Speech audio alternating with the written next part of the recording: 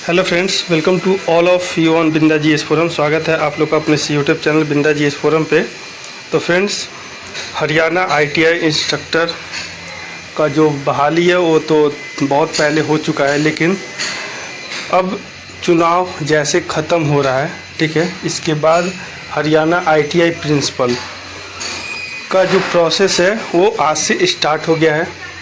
इस वीडियो में हम लोग कैसे फॉर्म भरना है, एक्सपीरियंस कितना होगा, कौन एलिजिबल हैं, इसके बारे में सारा चीज़ जानेंगे और ये भी जानने की कोशिश करेंगे कि कितने साल का एक्सपीरियंस चाहिए और कितना पोस्ट है। तो आइए स्टार्ट करते हैं। तो सबसे पहले पोस्ट की बात कर लें, क्योंकि सबके मन में ये उत्सुकता होती है कि कितना पोस्ट है। तो पोस्ट देखा जाए तो टोटल 91 पोस्ट है और सबसे बड़ी प्लस पॉइंट ये है कि जो अदर स्टेट के जो कैंडिडेट है वो इसके लिए एलिजिबल है और वो इसमें फॉर्म अप्लाई कर सकते हैं। इस नोटिफिकेशन को मैं जब पूरा पढ़ा तो एक बात बहुत स्पष्ट हुआ कि जो भी लोग अदर स्टेट के हैं वो इस फॉर्म को अप्लाई कर सकते हैं। अगर बात कर लिया जाए तो टोटल जनरल की सीट 50 जो कि अदर कैंडिडेट यहाँ पे अप्लाई कर सकते हैं। बिहार में ऐसा नहीं है, बिहार में 71 है और जनरल की सीट कम है, लगभग 40 से 45 के अराउंड में है, ठीक है। दूसरा सबसे बड़ा अपडेट है कि फॉर्म का स्टार्टिंग डेट क्या है। तो फॉर्म का स्टार्टिंग डेट आप लोग यहाँ देख सकते हैं। फॉर्म का स्टार्टिंग डेट आप लोग यहाँ पे देख सकते हैं कि 22 मई यानी कि आज से 5 जून तक, 5 जून की रात में 12 बजे यानी 11:55 तक फॉर्म अप्लाई कर सकते हैं। तो ये एक दूसरा सबसे बड़ा प्लस पॉइंट है कि जो नंबर ऑफ़ कैंडिडेट की संख्या इसमें ज़्यादा नहीं होगी, क्योंकि फर्जी कैंडिडेट फॉर्म को नहीं फिल कर पाएंगे। जैसा कि बहुत सारा फेक एक्सपीरियंस बिहार में लगाया गया है और मैं इस बात को इसलिए कह पाता हूँ क्योंकि खुद आप ही लोगों के द्वारा ये बार बार कहा जाता है कि क्या मैं इसके लिए एलिजिबल हूँ, मेरे पास एक्सपीरियंस सर्टिफिकेट है लेकिन सैलरी स्लिप नहीं है। तो ये सब को लेके जो उवाफो की स्थिति थी, आगे आपको ये इसमें नहीं देखने को मिलेगा। तो 22 मई से 5 जून देखा जाए तो मुश्किल से 6 दिन इधर और 9 दिन, मतलब टोटल 2 हफ्ते का समय दिया जा रहा है, 15 दिन का, ठीक है। 17 मई को ये नोटिफिकेशन फाइनली पब्लिश हो गया था गैजेट में और आज 20 तारीख को official website Haryana public service commission के ऑफिशियल वेबसाइट पे इसे पब्लिश कर दिया गया था, ठीक है। मैं इसको कल देख पाया, ठीक है, तो कुछ बिजी था मैं, तो मैं लगा कि अभी टाइम फ्री है तो मैं आपको ये सारा चीज़ बता पा रहा हूँ, ठीक है। तो ये जो पोस्ट है ये असिस्टेंट डायरेक्टर कह लीजिए या सीनियर अप्रेंटिसशिप सुपरवाइज़र या प्रिंसिपल या वाइस प्रिंसिपल या principal footwear training officer, apprenticeship and placement officer, group B की ये पोस्ट है। यानी कि ग्रुप बी नॉन गैजेटेड है, क्योंकि इसका जो पे लेवल है गैजेटेड भी हो सकता है, लेकिन ये अभी फ़िलहाल लेवल 7 की पोस्ट है, ठीक है। और यहाँ पे आप लोग देख सकते हैं कि ये फिर से डेट है। अब हम लोग देख लेते हैं कि अप्लाई कैसे करना है। तो अप्लाई आपके hpsc.gov.in पे आप वहाँ पे जाके आज से अप्लाई कर सकते हैं। The eligible candidate shall be issued and admit card will before the commencement of the written test if any the admit card will be made available on the website. तो एज यूजुअल जैसा है। अब आगे देख लेते हैं कि category wise seat कितनी है। तो जनरल की बात करें तो 50 सीट है, टोटल 91 सीट है। हरियाणा का जो SC है उसमें 18, BC A 9, BC B 5, EWS की 9 सीट है और टोटल ऐसे देखा जाए तो टोटल 91 सीट है, ठीक है। तो ये एक बहुत बड़ा अपॉर्चुनिटी है अदर स्टेट वालों के लिए भी। अब बात कर ले कि क्वालिफ़िकेशन, तो एसेंशियल क्वालिफ़िकेशन जो मिनिमम क्वालिफ़िकेशन आपका क्या है। तो minimum qualification full time regular mode AICTE से अप्रूव्ड, अगर आप बैचलर डिग्री इन इंफॉर्मेशन यानी BE BTech है, IT में, मैकेनिकल में, automobile, production, industrial, electrical, electronics, mechatronics, computer, civil engineering, technology और में अगर आपका बीटेक है तो आप इसके लिए एलिजिबल हैं, ठीक है। तो ये एक बहुत बड़ा गुड न्यूज़ है। कंप्यूटर भी है, ठीक है।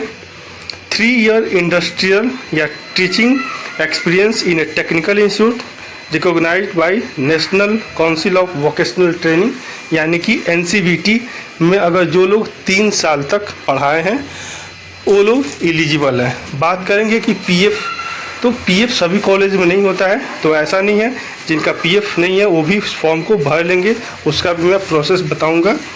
या जो लोग डिग्री कॉलेज यानी बीटेक कॉलेज या डिप्लोमा कॉलेज पॉलिटेक्निक कॉलेज में पढ़ाए हैं, AICT और India council of technical education, और या supervisory experience in relevant field after passing bachelor degree in any company, या रजिस्टर्ड अंडर कंपनीज एक्ट 2013, या हरियाणा सोसाइटी रजिस्ट्रेशन एक्ट 2012, या इंडियन ट्रस्ट एक्ट 1882, या Employ Provident Fund and Miscellaneous Provision Act 1952 के अंतर्गत कोई सा भी आपका एक्सपीरियंस है, ठीक है, and having annual turnover of more than 10 crore rupee in last 3 financial year, तो वो लोग इसके लिए एलिजिबल हैं। तो कहने का मतलब कि जिनके पास 3 साल का एक्सपीरियंस है वो लोग एलिजिबल हैं इसके लिए। तो इसमें कोई हुआफू की स्थिति नहीं होनी चाहिए, यानी कि ITI कॉलेज में 3 साल का भी रिलेवेंट एक्सपीरियंस होगा, डिग्री डिप्लोमा वालों का भी होगा। और एक चीज़ और है कि आपका जो 10th है, 10th में या तो हिंदी या संस्कृत 10th बोर्ड में होना चाहिए। एक और चीज़ है कि a person having educational qualification higher than above said minimum qualification in the same line as prescribed in the minimum qualification applicable to a particular post, then he will be considered as eligible for the post। यानी कि अगर कोई BTech है और BTech के अलावा MTech है तो भी ये इस फॉर्म को फिल कर सकता है। नेक्स्ट बात कर ले तो ये क्लोजिंग का है।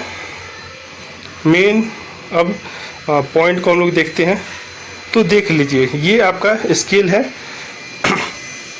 ग्रुप बी नॉन गैस्टेड है, इसके बाद आप सीधे गैस्टेड पोस्ट पे जा सकते हैं। लेवल 7 का ये पोस्ट है, ठीक है। एलिजिबिलिटी कंडीशन कि आप इंडिया के सिटीजन होने चाहिए, या भूटान या बांग्लादेश, या जो एज पर UPSC कंसीडर करता है उसको ये भी लोग कंसीडर कर रहे हैं, ठीक है। तो इसमें ज़्यादा नहीं सोचना है। 5 साल का एक्सपीरियंस SC/ST को चाहिए 3 साल का। और एक चीज़ और देखिए, 5 साल का एक्सपीरियंस यहाँ पे बैकवर्ड क्लास को भी मिल रहा है, तो ये एक बहुत बड़ा अपॉर्चुनिटी है बैकवर्ड क्लास हरियाणा के लिए, ठीक है। डिजेबल कैंडिडेट को 10 साल का, और वाइफ ऑफ मिलिट्री पर्सनल व disable while in military service, यानी कि वैसे मिलिट्री पर्सन जो कि विडो टाइप में है उनको 5 साल का एक्स्ट्रा मिलेगा। जुडिशियल सेपरेटेड वुमेन जो जिनका डाइवोर्स हो गया है उनको भी 5 साल का, अनमैरिड वुमेन को भी 5 साल का एक्सपीरियंस, यानी फीमेल को 5 साल का एक्सपीरियंस मिलेगा, ठीक है। रिजर्वेशन तो वो तो केवल हरियाणा वालों को ही मिलेगा, अदर किसी भी कैंडिडेट को नहीं मिलेगा, क्योंकि वो एज पर गवर्नमेंट पॉलिसी और रूल के अकॉर्डिंग होता है, ठीक है। तो ये लगभग आपको समझ में आ गया होगा। अब सबके दिमाग में ये चल रहा होगा कि इसका सिलेबस क्या है, तो सिलेबस अभी मेंशन नहीं किया है, लेकिन ये चीज़ स्पष्ट कर दूँ, इस फॉर्म का जो फ़ी है एप्लीकेशन फ़ी, आज से जो फॉर्म 22 मई से ये भरा जाएगा 1000 रुपया है, ठीक है। और जो वहाँ की फीमेल है और जो मेल है जो BC/AB वो उसके लिए 250, और जो PWD कैंडिडेट उनके लिए कोई भी पैसा नहीं है, नील है, ठीक है। क्योंकि हरियाणा एक डेवलप्ड स्टेट और फिनेंशियली स्ट्रॉन्ग स्टेट है, तो इतना ये बिहार जैसा नहीं है कि गरीब स्टेट है। क्या क्या आपको अपलोड करना होगा ये देख लीजिए। Documents with application, scan copy photo duly signed by candidate, यानी कि कैंडिडेट जो का जो फोटो होगा वो साइन करेंगे उस पर, तब उसको अपलोड करेंगे। Scan signature of the candidate, scan copy of the degree and marksheet of education qualification, यानी बीटेक का। डिप्लोमा वाले एलिजिबल नहीं है, पहले मैं स्पष्ट कर दूँ। Scan copy of SC certificate जो यहाँ का है EWS, scan copy of DCM certificate जो यहाँ के हैं PWD, scan copy of Aadhaar card, scan copy of परिवार पहचान पत्र, scan copy of Haryana domicile certificate. तो हरियाणा डोमिसाइल सर्टिफिकेट को वो लोग करेंगे जो रिजर्वेशन का लाभ उठाएंगे। ठीक है। Regarding no objection certificate by the employer, यानी अगर जो लोग सेंट्रल गवर्नमेंट या किसी भी स्टेट गवर्नमेंट या हरियाणा स्टेट गवर्नमेंट में जॉब कर रहे होंगे तो उनको एनओसी देना ज़रूरी होगा। ठीक है। स्क्राइब तो PWD के लिए एक्स्ट्रा 20 मिनट मिलेगा। ठीक है। पेनाल्टी एक्ट तो ब्लैकमेलिंग ये सब फर्जीवाड़ा के लिए, उससे तो कोई मतलब नहीं है, आपको भी और किसी को भी नहीं होना चाहिए। ये टोल फ्री नंबर है, तो इस टोल फ्री नंबर पे आप लोग चाहे तो बात कर सकते हैं या मेल कर सकते हैं 1800 या कोई भी आप टेक्निकल क्वेरी email ID भी के थ्रू भी सेंड कर सकते हैं SRN-HPSC@HRY.gov.in पे आप मेल कर सकते हैं। ठीक है। Next, all communication to the commission should invariably contain the following particulars, यानी name of the year of examination, application number, मतलब कि कोई सा भी फॉर्म फिलअप से रिलेटेड जो भी जानकारी है आप लोग कमीशन के वेबसाइट या टोल फ्री नंबर से बात करके आप लोग जान सकते हैं। और कोई भी काम आपको ब्लॉक लेटर में ही करना होगा, स्मॉल लेटर में नहीं कीजिएगा। तो लगभग एक एक चीज़ मैं आपको बता दिया और इससे स्पष्ट हो गया होगा कि आपको यहाँ पे सिलेबस मेंशन नहीं है। सिलेबस जैसे ही मेंशन होगा उसका भी अपडेट दे दूँगा, लेकिन सबसे बड़ा बात यह है कि फ्रेशर नहीं भर सकते हैं, तो एक्सपीरियंस का जो फॉर्मेट है कैसा होगा, तो ये आपका एक्सपीरियंस का सर्टिफिकेट का फॉर्मेट है।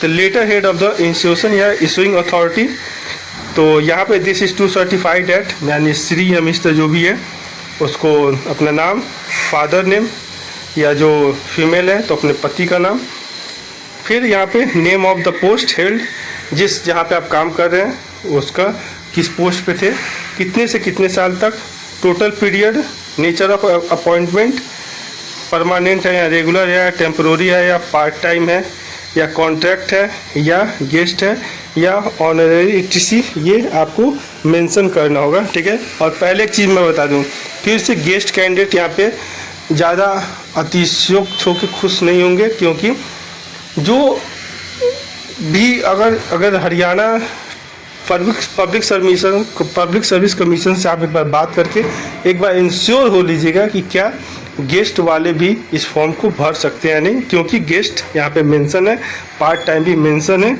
तो आपको मेरे अंदाज से जो रेगुलर या परमानेंट हैं या जो कॉन्ट्रैक्ट वाले हैं वो इस पोस्ट के लिए में भी क्या 100% एलिजिबल है। बाकी और लोग अगर ये चीज़ लिखा हुआ है तो वो बात करके फॉर्म फिल कर सकते हैं।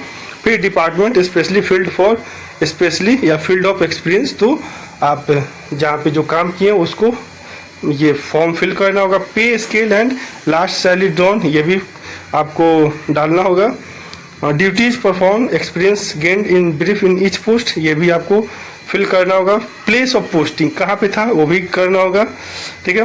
वर्क एट सुपरवाइजर लेवल या मिडिल मैनेजमेंट लेवल या हेड ऑफ द ब्रांच, ये भी आपको फिल करना होगा। Bank account number in which salary deposited, तो ये भी आपको फिल करना होगा। ठीक है।